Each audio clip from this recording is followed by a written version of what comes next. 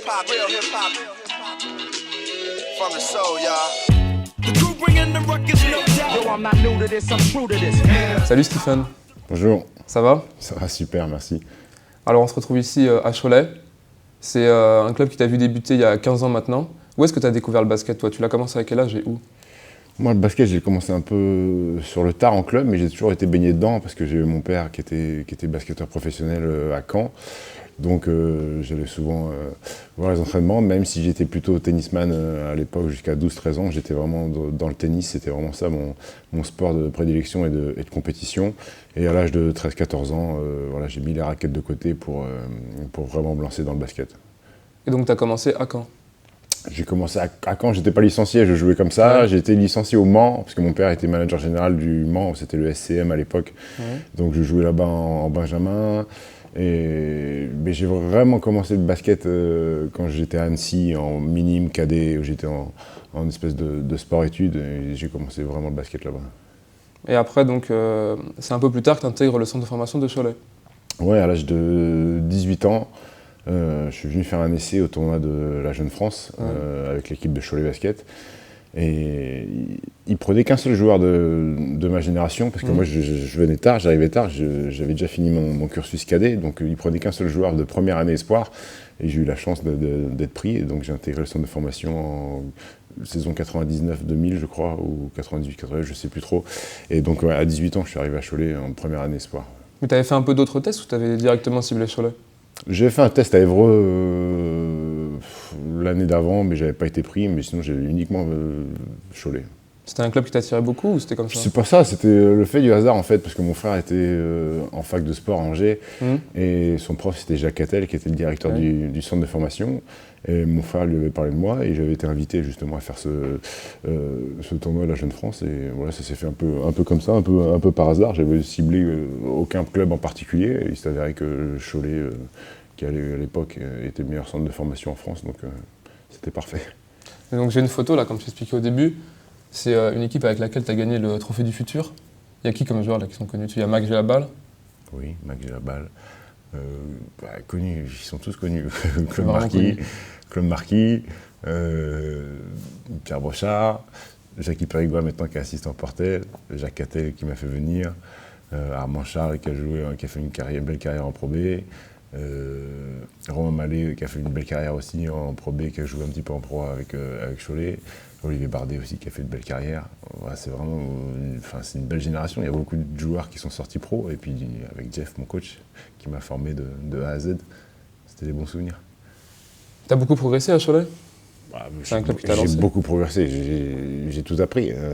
Je suis arrivé, je m'entraînais 2 fois par semaine. Tu arrives ici, tu t'entraînes 2 fois par jour. Tu as des exigences qui sont autres. J'ai tout appris. Si j'ai pu faire une carrière comme ça, c'est en partie grâce à Cholet et grâce à Jean-François Martin. Après, j'ai l'impression que tu as un peu bougé pas mal dans la France. Tu as été à Mulhouse, Nantes, tu as même été en Suisse. Et après, tu es arrivé à Brest, c'est ça? Et à Brest, tu es champion de France Pro B, j'ai une photo. Tu peux nous parler un peu de ces 2 années à Brest, de ce titre?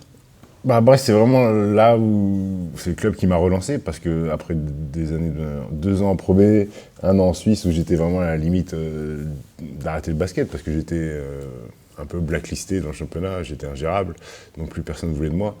Et cet exil en Suisse m'a fait du bien. Ouais, c'était un peu une saison coup de poing, j'ai l'impression. Tu as tourné à un peu plus de 20 points de moyenne. Ouais, mais c'était dans une situation où le basket, c'était vraiment pas professionnel.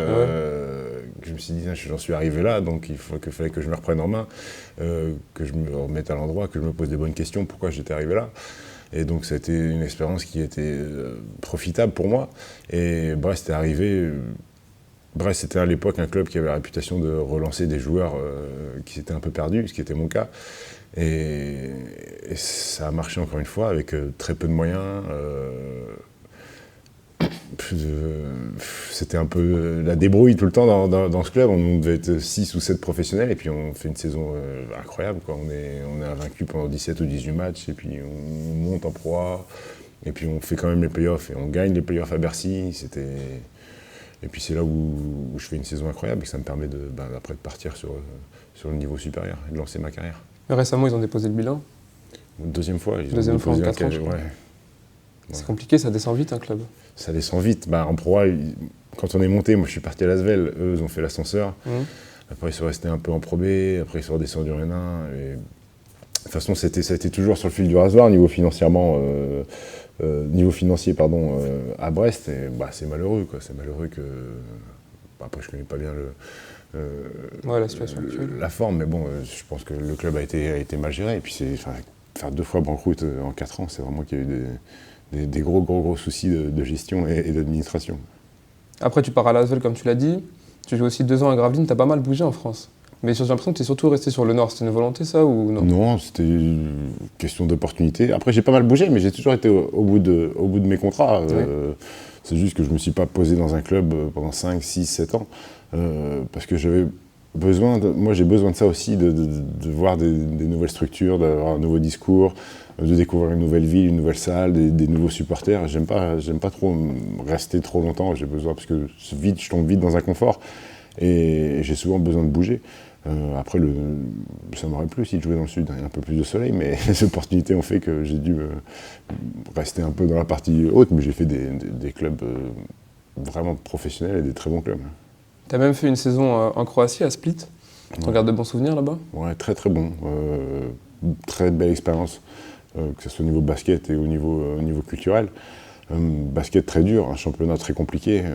Il y a beaucoup de différences avec la pro dans le jeu? C'est beaucoup moins athlétique parce que là-bas, il y a moins d'étrangers. Et puis surtout, c'est un championnat où les pays de l'Est, ils n'hésitent pas à lancer les jeunes. Dans toutes les équipes, les moyennes d'âge, c'est assez bas.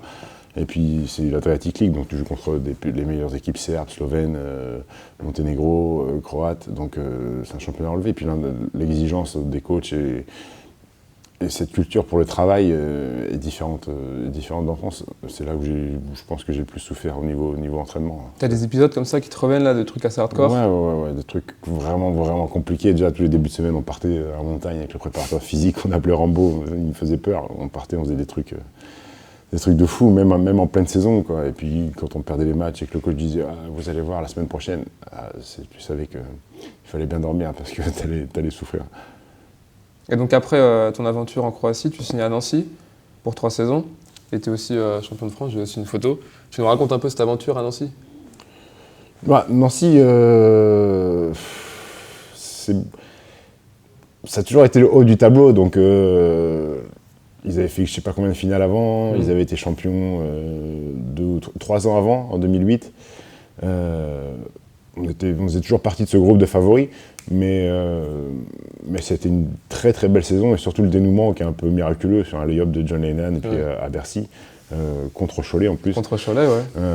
C'était entouré de très très forts joueurs. Tremel Dardenne qui a joué au Real Madrid, Willy Dean qui était très très fort à l'époque, Akin Akimbala qui dominait. J'étais dans une équipe où il y avait beaucoup de joueurs de très très haut niveau et tu t'éclates là. Et donc après ces 3 années à Nancy, tu pars 2 ans à Nanterre, et là aussi tu es champion de France Pro A. Tu nous racontes cette aventure? Ça c'est une aventure un peu particulière, Nanterre. Club qui a gravi les échelons assez rapidement, qui est parti au plus bas. La première saison où ils sont promus, on fait une saison où on termine 10e, c'était une saison magnifique déjà, et puis la deuxième...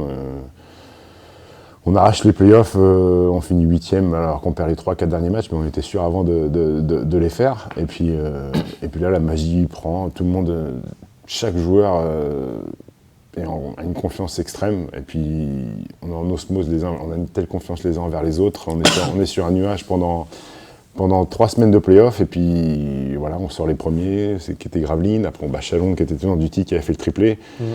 Et on joue Strasbourg, qui était archi favori. Et puis on en prend une bonne là-bas, on en prend 35 je crois, et puis après on gagne les 3 de suite. En ayant gagné là-bas, après je savais qu'à Coubertin, ça allait être compliqué pour Strasbourg de gagner, et puis je me rappelle de l'ambiance, j'avais rarement vu une salle parisienne.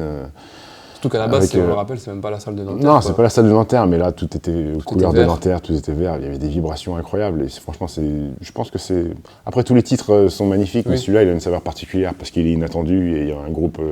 exceptionnel, il y a une histoire aussi qui était particulière. On avait connu pas mal de pépins durant cette saison-là. Et non, je peux pas dire que c'est le plus beau, parce que tous les titres sont magnifiques, mais celui-là, il a quand même un petit goût particulier. Nanterre, c'est un club qui se différencie un peu des autres, tu trouves?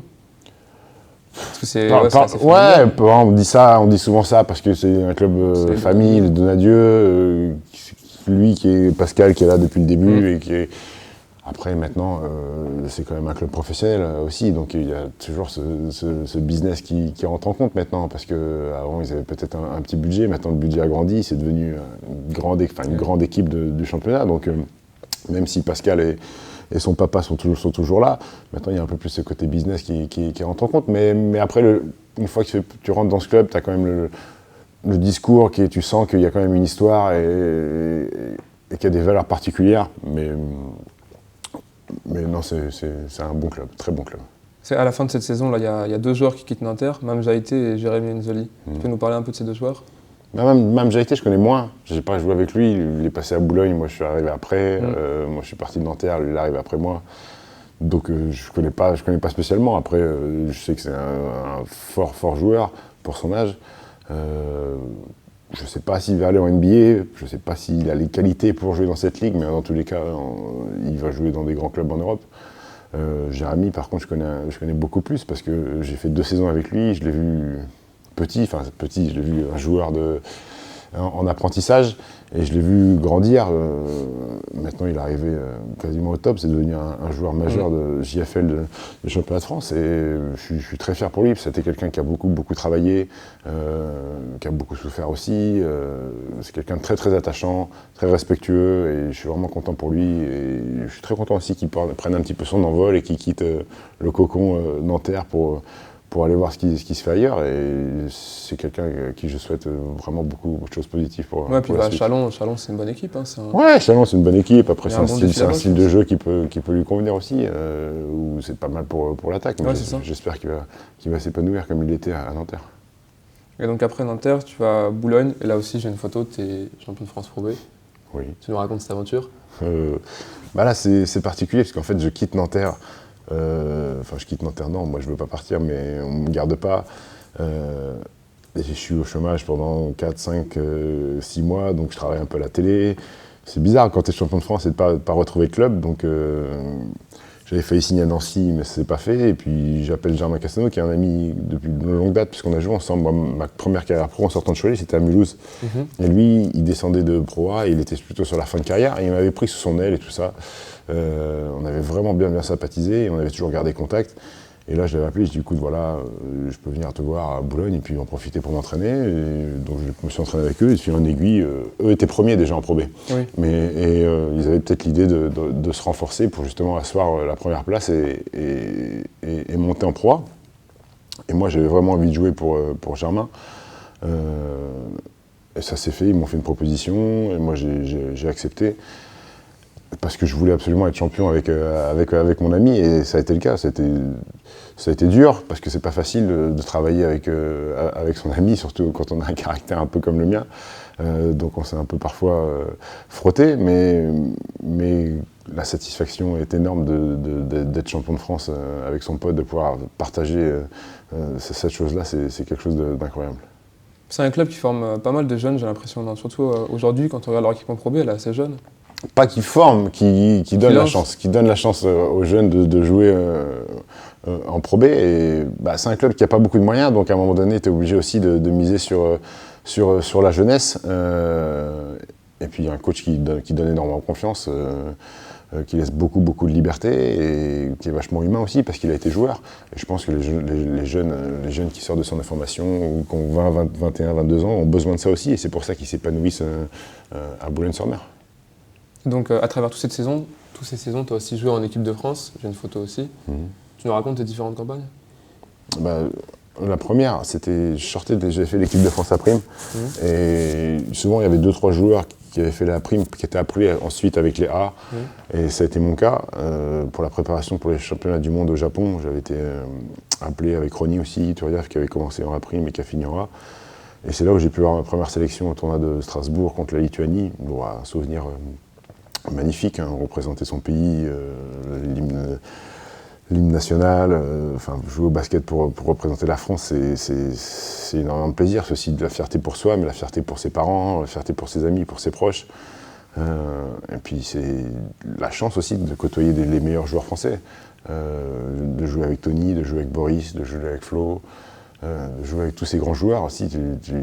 Moi j'ai passé des moments incroyables. Et puis la deuxième campagne, c'était les qualifs pour l'Euro avec Michel Gomez. Là, ça s'était moins bien passé parce qu'on ne s'était pas qualifié. Mais là aussi, j'ai savouré chaque jour, chaque instant, parce que quand tu es avec l'équipe de France, il faut profiter, parce que tu sais que ces moments-là ne sont pas éternels et il faut profiter de chaque instant. Et j'ai profité, voilà, j'ai côtoyé des joueurs, j'ai appris des joueurs. Et tout sportif de haut niveau, je leur souhaite un jour de représenter leur pays, parce que c'est c'est un accomplissement, l'aboutissement dans une carrière. Tu l'avais imaginé ça un jour? Non, pas du tout. D'ailleurs, j'avais pas imaginé. Avant de venir à Cholet, j'avais pas imaginé être pro déjà, de faire du basket mon métier. Alors après, jouer pour l'équipe de France, c'était du domaine du rêve. Et donc après, tu as fait ta dernière saison, c'est celle-ci, à Cholet, ton club formateur. J'ai une photo. C'était important pour toi de revenir dans ton club formateur pour terminer? Ouais, parce que j'avais jamais pu jouer pro avec Cholet. J'ai été prêté, après j'ai jamais pu revenir. Et j'avais envie de jouer à Cholet. Après, j'ai passé une bonne année, malgré les résultats qui n'ont pas été satisfaisants, malgré des soucis aussi, certains soucis personnels. Mais j'étais content de revenir parce que j'ai retrouvé les mêmes gens qu'il y avait quand j'étais au centre d'information. Je voyais Jean-François Martin tous les jours, j'ai revu Jacques Attel, j'ai vu les supporters qui étaient là. Et c'est plutôt une satisfaction de pouvoir terminer sa carrière là où tout a commencé. Tu la décrirais comment, l'évolution sur les baskets? En 15 ans, comme ça. C'est monté, c'est descendu? Ouais, c'est monté très haut et c'est descendu très bas. Ils ont été champions, ils ont connu l'Euroleague, ils ont eu des grands joueurs. Je pense à Sami Meia et compagnie. Mais après, ils ont pris un coup derrière la tête quand ils perdent justement contre Nancy. Déjà un coup financièrement, parce que quand vous participez pas à l'Euroleague, vous perdez de l'argent. Et puis perdre Herman aussi, je pense, a fait mal, parce que Herman, c'était quand même... il était adulé à Cholet, il avait fait du très très bon travail.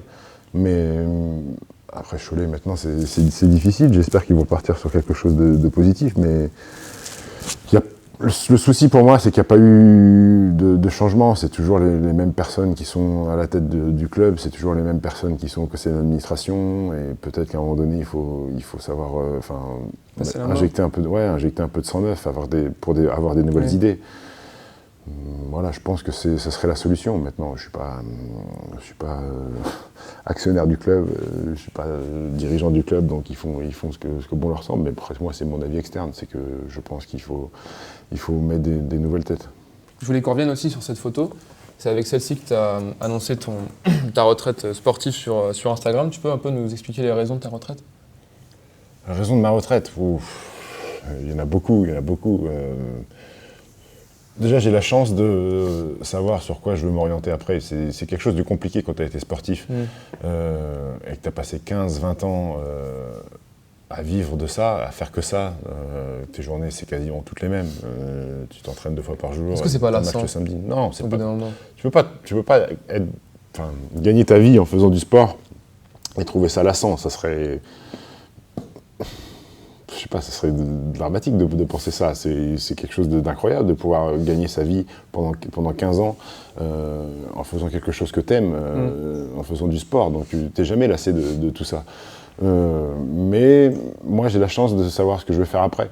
Il y a beaucoup de sportifs, malheureusement, qui s'arrêtent et qui sont un peu perdus parce qu'ils n'ont pas soit ils n'ont pas préparé, soit ils n'ont pas de perspective pour la suite. Moi, je savais que si j'arrêtais, je savais vers quoi m'orienter, donc c'était pas forcément compliqué d'arrêter. J'aurais pu continuer parce que physiquement, c'est ce que tu disais, physiquement tout va bien.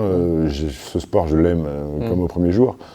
Après, il y a des choses que j'ai du mal à concevoir maintenant, mais ça fait partie de l'évolution de la vie.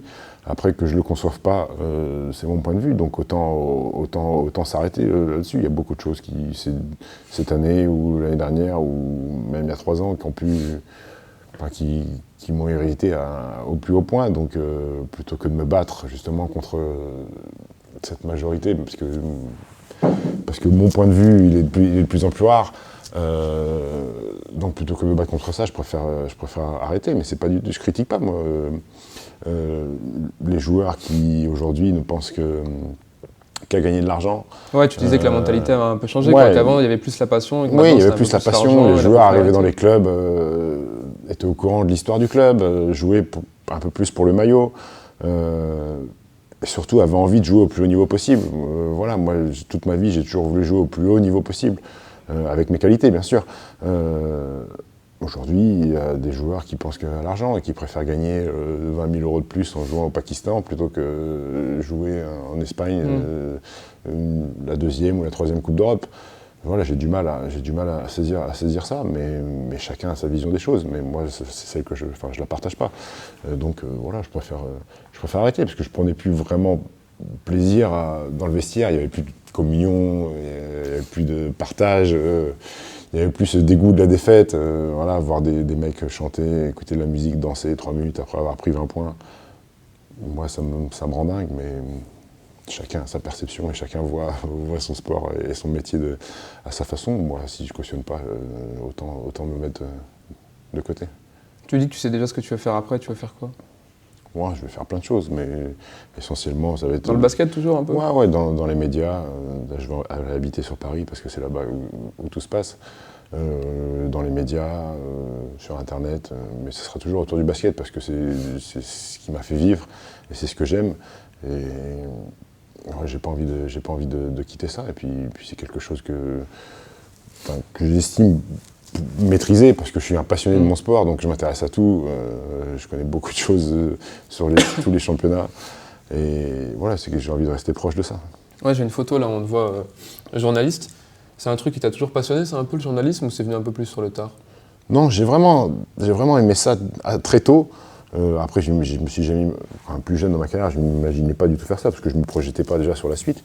Mais quand je suis arrivé à Nanterre, justement, la possibilité d'être sur Paris, de connaître aussi David Cosette, Ouais.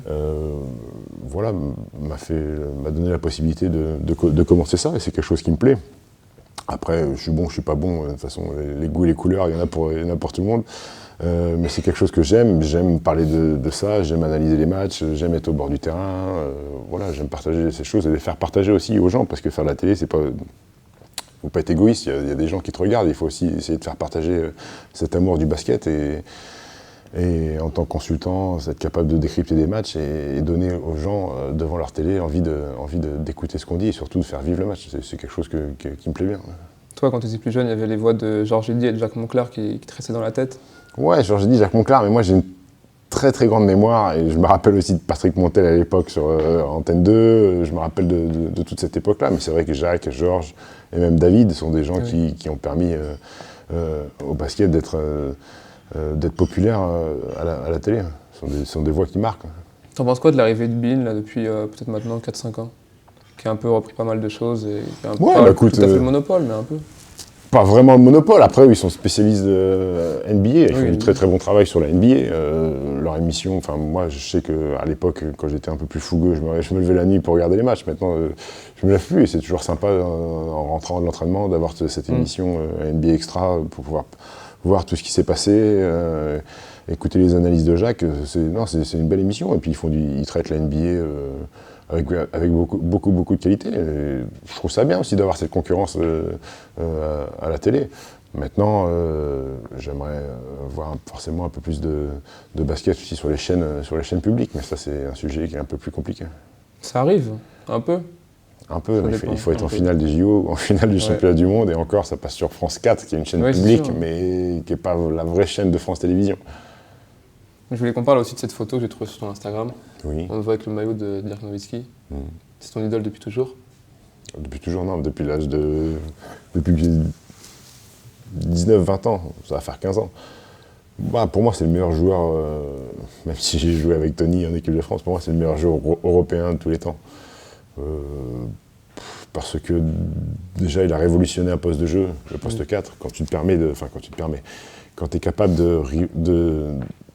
de créer une nouvelle façon de jouer et sur un poste de jeu, c'est vraiment déjà que tu es très très haut. Ensuite, je me suis un peu identifié à lui parce que presque les mêmes qualités, presque les mêmes défauts. On n'était pas très athlétique, on n'était pas très bons défenseurs, on avait une certaine adresse. J'ai beaucoup regardé ces matchs, j'ai essayé de copier pas mal de ses mouvements, avec plus ou moins de succès. Mais non, j'aime ce joueur, puis j'aime le joueur, et puis j'aime l'homme aussi. Voilà, il m'a fait beaucoup souffrir, souvent, quand il a perdu contre Miami en finale. Il m'a donné beaucoup de plaisir aussi quand il a battu Miami en finale. Et puis je l'ai vu faire des choses incroyables à la télé avec l'équipe d'Allemagne, qui n'est pas forcément une grande nation, mais il a porté cette équipe, une médaille d'argent en Serbie. Enfin, il a fait des choses exceptionnelles. Et puis cette saison encore, à son âge, il a encore fait des stats monstrueuses. Et j'espère qu'il va jouer encore 1-2 ans. J'aimerais bien encore en profiter. J'avais vu une vidéo sur Twitter, il n'y avait pas longtemps, c'est toi qui avais retweeté, où on te voyait, tu étais déguisé, et tu disais que tu étais déguisé en Dirk Nowitzki, et tu disais que tu connaissais toutes ses stats, c'est vrai ça? Ouais, ça remonte à longtemps, c'était quand j'étais à Las Vegas, cette vidéo. C'est ça. Avec une perruque jaune. Je connaissais toutes ses stats, pas par cœur, mais je sais à peu près, saison par saison, ce qu'il a fait. Je voulais qu'on parle aussi de cette photo. Tu peux nous décrire un peu les gens qui sont dessus? Alors, ouais, il y a beaucoup de gens connus, hein. Je pense que je suis le moins connu de la photo. C'était à San Antonio, chez Tony, pour les premières finales, en fait, San Antonio-Cleveland. Il m'avait invité à voir les 2 premiers matchs, donc on était chez lui. Ça, c'était avant de partir au match 1. On avait passé l'après-midi chez lui, donc Boris, un peu plus affûté que maintenant. Ça, c'est Terry Crews, c'est un acteur, en fait, qui joue dans Everybody Hate Chris, là, une série sur M6. Très petit, mais très costaud. Ça, c'est Pierre, le frère de Tony. Thomas Dubier, qui était mon partenaire à Gravelines. D'ailleurs, on est venus ensemble à San Antonio. Il était à l'INSEP avec Tony.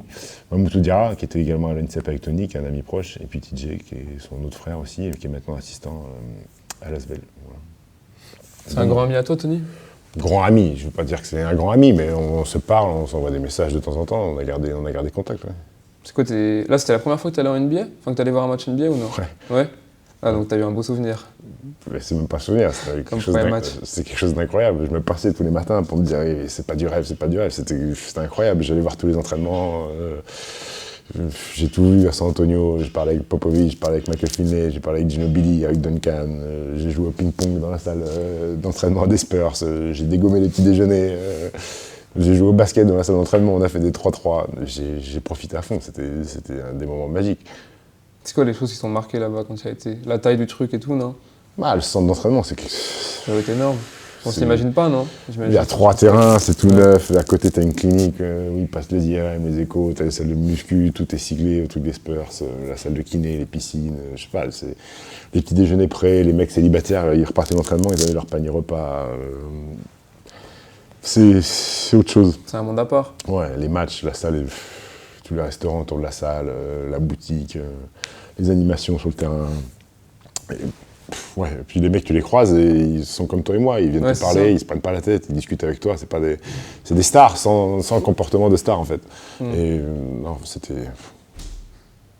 j'ai trop kiffé, c'était énorme.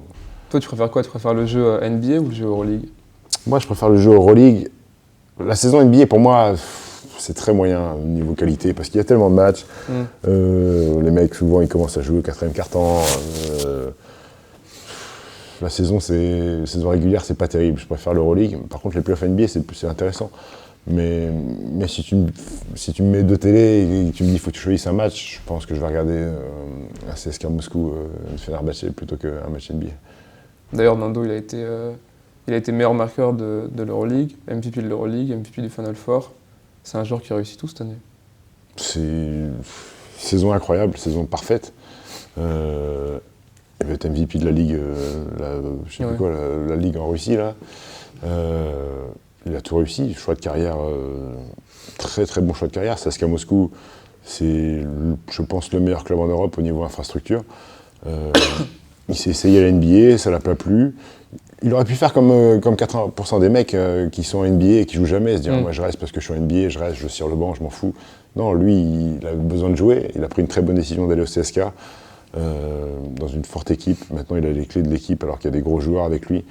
Et il a fait une saison exceptionnelle, un épanouissement incroyable. Et puis, ça va être bénéfique pour lui, mais ça va être bénéfique aussi pour la France, pour l'équipe de France au TQO. Quand Tony, quand Boris, quand Flo, quand Mike Gelabal vont partir, et ben lui, il sera encore là. Et c'est lui qui prendra les rênes avec Nico Batum. Et c'est une fierté aussi pour Cholet, parce qu'il a été formé ici. Et puis c'est un super mec à la tête sur les épaules. Je suis très très content de ce qui lui arrive. J'espère qu'il va encore avoir un été plein de succès. Et puis voilà, la suite de sa carrière, ça sera soit au CSK, soit en NBA, mais cette fois-ci pour jouer dans un club, une franchise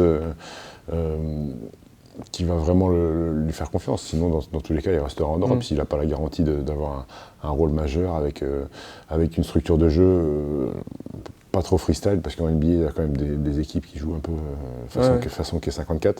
Donc lui, je ne crois pas que ça l'intéresse. Voilà, je pense qu'il a encore de très très belles années devant lui et j'espère qu'il va gagner plein de trophées. Toi, tu nous dis et on le voit sur les réseaux, que peut-être il va retourner en NBA sous condition de temps de jeu, tout ça, mais tu penses pas qu'il y a des joueurs qui sont vraiment plus faits pour l'Euroleague que la NBA ? Si, clairement. Je sais pas si un joueur à l'époque comme Bodiroga aurait pu exister en NBA, alors qu'en Europe, il était archi dominant. On l'a vu avec Antoine Rigaudot, qui était une superstar, qui a dominé l'Europe aussi, en NBA, qui a eu plus de mal. Après, Nando, je pense qu'il a quand même les qualités pour exister, parce qu'il a cette faculté de création, il a une qualité de passe exceptionnelle, il est adroit, il va vite. Alors bien sûr, il peut être en souffrance défensivement, parce que là-bas, en face, tu as des athlètes hors normes aussi, mais il a une telle vision de jeu, une telle intelligence de jeu, qu'il peut s'en sortir dans n'importe quelle équipe en NBA. Nando, je suis pas inquiet là-dessus. Est-ce que le basket, il n'est pas un peu trop athlétique, maintenant ? J'ai l'impression que plus ça va, plus on prime sur les qualités athlétiques, tu vois, plus que les qualités techniques, même en France. Bah, très clairement, en NBA, on regarde d'abord si le mec il peut mettre la tête au cercle, s'il peut mettre 15 dunks de suite. Voilà, ça c'est le critère numéro 1 en NBA. Et c'est pour ça que le jeu NBA, ça manque beaucoup de fondamentaux. Quand je vois les pivots, quand je vois des DeAndre Jordan, les mecs, tu peux pas leur donner la balle poste bas, ils ont pas un move. Les seuls pivots qui ont des moves carrés en NBA, c'est des Européens ou des mecs qui ont joué en Europe. Des Valanciunas, des Marc Gasol, des Pau Gasol. Voilà, c'est des mecs qui ont appris ça en Europe. C'est vrai qu'aujourd'hui, les qualités athlétiques priment d'abord sur l'intelligence de jeu ou sur les fondamentaux. Et c'est vrai qu'il faudrait revenir un petit peu à ça. Et sur l'adresse aussi. Je trouve que ça manque d'adresse. On fait tellement travailler maintenant les gamins sur l'explosivité, sur le jump, aller au dunk. Et parfois, aller au dunk, ça suffit pas. Hein. Il faut aussi un petit peu avoir un QI basket un peu plus élevé, être capable de faire des départs sans faire marcher, surtout travailler les mains, parce que si tu as les mains plein de pouces, à un moment donné, c'est compliqué pour mettre des paniers, à part mettre des dunks. Après, la pro aussi, un championnat hyper athlétique. Tous les joueurs qui découvrent la pro se disent c'est un championnat athlétique, alors que dans d'autres championnats, on mise sur autre chose aussi. Je pense qu'il faut revenir à ça, il faut revenir un petit peu plus aux fondamentaux, basket, à l'adresse, mais après la qualité athlétique, ça peut faire un joueur ultime, hein. Un mec qui a des mains, et un mec qui est intelligent, et un mec qui a 1 mètre de détente, il y en a en NBA, hein, et c'est des superstars. Toi, t'es plutôt LeBron James ou Stephen Curry ? T'as une préférence ?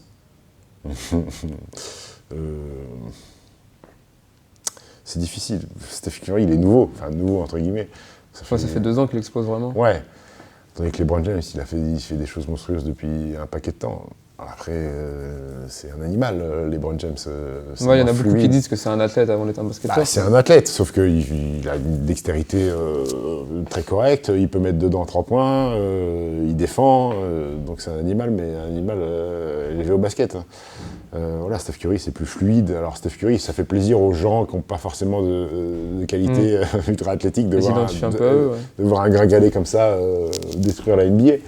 Après, choisir, c'est compliqué de choisir. Là, ce que font les deux, c'est hors norme. Donc, c'est des joueurs. C'est même pas au niveau. On les verra d'ailleurs au JO. On verra de toute façon que cette équipe de Team USA, tu me parles de qualité athlétique. Team USA, c'est qualité athlétique, shoot, intelligence. Donc, ils vont massacrer tout le monde. Elle est imbattable. La France ne peut pas les battre. Imbattable. Tony disait que c'était possible. Imbattable. Impossible. Impossible. Donc toi, tu termines ta carrière cette saison, comme Kobe en fait, pas à la même échelle, mais comme Kobe. Ouais, c'est un hasard, hein. J'ai pas voulu faire comme lui. Hein. Mais T'en penses quoi de ce joueur ? Kobe, j'ai jamais été... Je suis pas fan de Kobe. Ouais, t'aimes ou t'aimes pas, mais après, il faut respecter. Tu peux que respecter la carrière du garçon. Il a des titres. Après, il a un ego surdimensionné.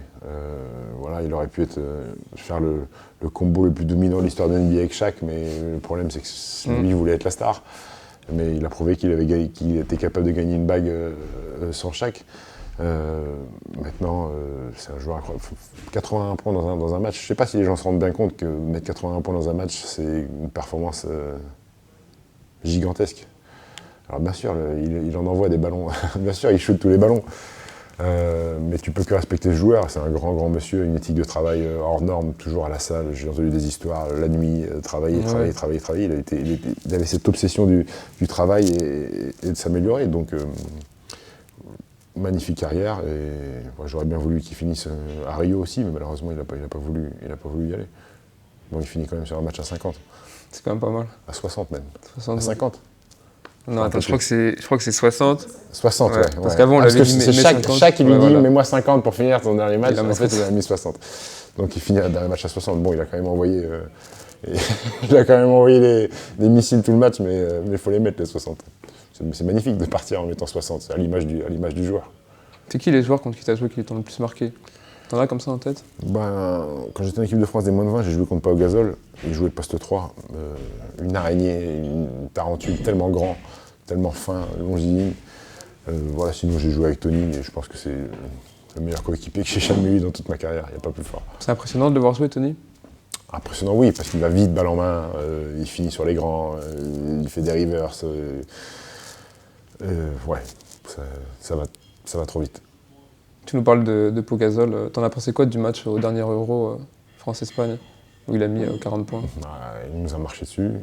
Je me rappelle, on était en préparation, on avait joué contre Nanterre, je crois, au tournoi au ProStar. Grand joueur, il nous a mis 40 en demi-finale d'un Eurobasket. Il ne jouait pas contre le mini-poussin de la Séguinière, il jouait contre l'équipe de France. Grand monsieur, il a amené son équipe au titre. Son frère n'était pas là, donc la raquette, c'était lui tout seul. Et puis, Rudy sort pour 5 fautes. Ça aussi, ça nous fait mal, parce que même s'il avait mis des points avant. Après, on peut toujours parler tactique, ajustement à faire, mais bon, Vincent Collet est un énorme coach, donc même lui, son autocritique, il l'a fait après le match. Mais c'est vrai que quand tu prends 40 par un joueur intérieur, ça laisse des traces, surtout dans une demi-finale à l'Euro. Tu le vois comment l'avenir de l'équipe de France? Parce que là, il y a un peu une génération, c'est Parker justement qui va bientôt partir. Ouais, mais la relève, elle est déjà là. T'as Nico Batum qui va prendre les clés de l'équipe avec Nando, t'as des garçons comme Evan Fournier, Geoffrey Lauvergne, Rudy Gobert.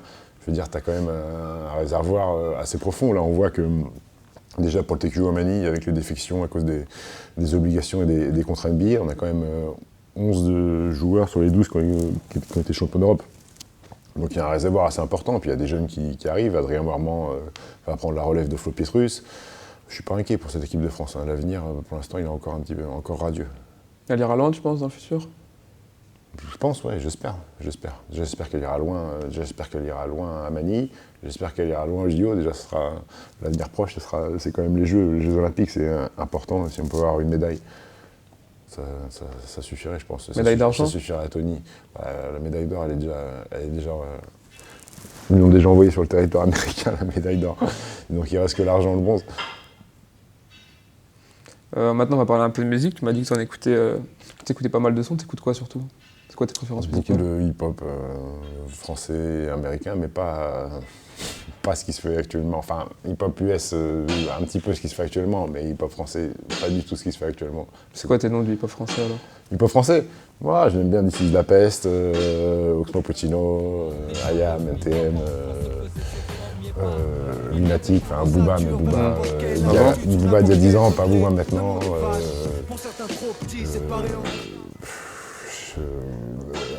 Comment il s'appelle Hocus Pocus, des trucs comme ça. Le rap français, il se dégrade, tu trouves? Ouais, c'est dramatique. C'est dramatique. Enfin, je sais pas ce qui se passe dans la tête des gens pour sortir des chansons comme ça. Enfin, apparemment, ça plaît, parce que quand je vois les espoirs, ils sont affolés par ça. Enfin, les mecs, ils disent rien de leur texte. C'est le néant, le vide, à part des insultes. La musicalité, enfin, les prods, elles sont dramatiques. Je sais pas, C'est du son, c'est même pas de la musique, quoi, c'est du bruit en fait. Ouais. C'est zéro. C'est zéro. Je vois que t'as des Huarache là. T'aimes bien les sneakers, non? Ouais, J'ai vu ça sur Instagram. Ouais. C'est quoi tes modèles favoris? Les Jordan de 1 à 11. Les 11, elles sont dures à trouver. Hein. Ouais, mais j'en ai quelques-unes. T'en as quelques-unes? Ouais. Après, au-dessus de 11, après, j'aime plus trop les Jordan. Sinon, j'aime bien. Qu'est-ce que j'ai T'as des New Balance, je crois? Ouais, j'en ai 2-3 paires. J'ai des Stan Smith de toutes les couleurs. J'ai des Presto. Qu'est-ce que j'ai? J'ai beaucoup de Nike Blazer. Non, j'aime beaucoup. C'est chiant quand tu déménages d'ailleurs, parce que j'ai vraiment beaucoup de chaussures. Je crois que je dois avoir 25 ou 27 paires de Jordan, mais dans les boîtes, parce que je ne les mets jamais en fait. Je les garde. Je les sors dans 7-8 ans. Quand tout le monde aura usé ses Jordan, moi je les sortirai et dire oh, putain, enculé, t'as des vidéos de jeu. Eh ouais, mec. Tu fais une collection un peu en fait. Pas une collection, parce que de temps en temps, en fait, il n'y a pas longtemps, là, avec Rudy Jondy, il ne me croyait pas. Il me disait, mec, t'as pas 25 paires de Jordan. Je te dis que j'ai 25 paires de Jordan. Pendant, 3 semaines, je vais mettre une paire différente tous les jours. Et il ne me croyait pas. Donc tous les jours, à l'entraînement, j'avais une paire différente. Et des fois, vu que je ne les mets jamais, j'ouvrais des boîtes et je disais, ah putain, je les ai celles-là. Et j'avais oublié en fait que j'avais des paires. Et voilà, en fait, je les ai. Quand tu vois les mecs en NBA là, qui ont des camions remplis de chaussures, tu te dis quoi? C'est abusé ça, non? Ça abuse, ouais. Bah après. C'est un peu de la collection. Quand t'as les moyens ou quand t'es sponsorisé, faut profiter du truc. Moi aussi, si j'étais sponsorisé Nike, si j'avais des connexions, je vois des mecs qui ont des Jordan uniquement faits pour eux, les Chris Paul et compagnie. Faut en profiter. Hein. Pourquoi ils s'en priveraient? Ils ont raison. Sinon, c'est quoi un peu tes séries ou tes films favoris? T'as des trucs comme ça que t'aimes bien, que tu regardes souvent? Film préféré. Mes séries, j'ai beaucoup aimé The Wire à l'époque. Qu'est-ce que j'ai aimé? Homeland, j'ai fini. J'ai regardé quelques séries de femmes aussi. Desperate Housewives, j'ai bien aimé. Scandale, j'ai bien aimé. Là, Game of Thrones, je suis dans Game of Thrones là. Sinon, en film, je suis très cinéphile, je veux beaucoup cinéma. Ouais. J'aime bien le cinéma français en fait. Les bons petits films français. Mes films préférés, c'est Le Cœur des Hommes, 1, 2, le 3, j'aime moins parce qu'il n'y a plus Gérard Darmon. Usual Suspect, les films cultes américains. Non, j'ai adoré la trilogie du Seigneur des Anneaux, Star Wars. Les films de basketteurs? Les God Game, tout ça? God Game, très bon film. Blue Chips à l'époque avec Shaq, très bon film. Coach Carter, c'est dramatique, c'est pas terrible. Love and Basketball, c'est pour ma compagne, elle est contente que je place Love and Basketball. Les films de basket, il n'y en a pas. Là, ils vont faire Space Jam 2 avec les bons James. Ouais, mais moi je suis à l'époque Jojo. T'es dégoûté? Je suis pas dégoûté parce qu'il faut bien, ça fait partie du business. Mais bon, moi je suis Michael Jordan. C'est bizarre de prendre les bons James. D'un côté, c'est. Non, c'est pas bizarre. C'est le mec qui a le contrat à vie chez Nike. Tu veux prendre qui d'autre? Kobe. C'est un mec qui ressemble à Jordan en plus. Ouais. Tu vois, fallait prendre Kobe. Ouais, mais il est fatigué, il peut plus faire les dunks. LeBron, il peut les faire, les dunks. Non, mais je sais pas, LeBron, c'est un mec qui. C'est un athlète de fou, mais il a la grosse tête. Et je sais pas. La grosse tête, pourquoi la grosse tête? Tout le monde le dit, et puis même ce qu'il dit, tu vois, comment il est sur le terrain. Il a un peu une attitude. Non, je suis pas d'accord. Il a une attitude de bad boy, non? De bad boy? Tu trouves pas qu'il a une attitude de bad boy? Non. C'est un winner, il a envie de gagner. Après, les gens l'ont critiqué. Sa seule erreur qu'il a fait dans sa carrière, c'est d'avoir fait une émission télé pour dire où il allait changer de club, pour dire qu'il allait à Miami. Ça, c'était la plus grosse erreur de sa carrière. Tu peux changer de club, il n'y a pas de souci, mais bon, tu fais pas tout un show. Même si l'argent récolté, c'était pour des œuvres de charité, tu fais pas un show télévisé pour dire. Ça, il s'est fait détruire là-dessus. Après, le mec, il était à Cleveland, il est parti à Miami, il a gagné, il va revenir à Cleveland. Je pense qu'il restera à Cleveland tant qu'il n'a pas gagné. Peut-être qu'il repartira après. Il n'a pas fait 24 clubs non plus. Oui, non. Je voulais qu'on parle aussi d'un truc, c'est la Leaders Cup ou la Semaine des As, comme ça s'appelait avant. T'en penses quoi, toi, de la Leaders Cup, le fait de mettre ça à Disney, tu vois, de centraliser ça à Paris? Tu trouves ça bien? Je pense que c'est une des meilleures décisions qu'a eu la LNB. Même s'ils n'en ont pas eu beaucoup, celle-là elle était bonne. C'est bien, ça centralise le basket, ça fait un événement parlant, et puis Disney c'est quand même quelque chose qui parle en France, et puis dans le monde, c'est quand même une grosse boîte. L'événement est bien, l'événement plaît à toutes les équipes qui y vont, parce que ça permet aussi Disney c'est sympa quand t'as les familles et tout ça. Et puis c'est une compétition intéressante, resserrée sur 4 jours pour un titre. Non, je trouve que c'est plutôt une bonne idée au niveau média et au niveau communication, c'est un bon choix. Maintenant, Je pense qu'il faudrait peut-être passer à une étape supérieure, agrandir peut-être la salle ou faire quelque chose d'un peu plus grand. Mais l'idée en soi est très très bonne, je pense.